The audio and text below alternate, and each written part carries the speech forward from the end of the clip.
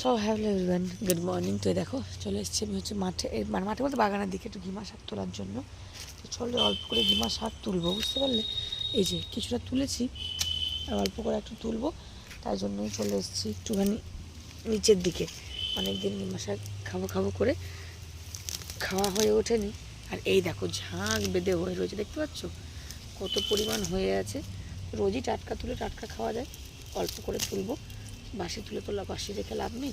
এই দেখো আর বেশি তুলবো না, এটাই অনেক। এই দেখো কত হয়েছে, এগুলো একটু তেতো শাক তো, আর আমার তো বেশ ভালো লাগে বড়া খেতে, বেশ বড়াটাই বেশি পছন্দ করি আর কি খাওয়ার জন্য, বা তিতার তরকারি খেতে খুব সুন্দর লাগে। তো কারা কারা পছন্দ করে এরকম ঘিমা শাক অবশ্যই কিন্তু জানিও, আমার তো বেশ ভালো লাগে। তাই এখানে হয়ে আছে অনেক, প্রতি বছরই প্রচুর পরিমাণে হয়, তাই জন্য এখান থেকে পারি, আর বাইরে যেতে হয় না। চল, কারা কারা পছন্দ করে এরকম ঘিমা শাক অবশ্যই জানিও।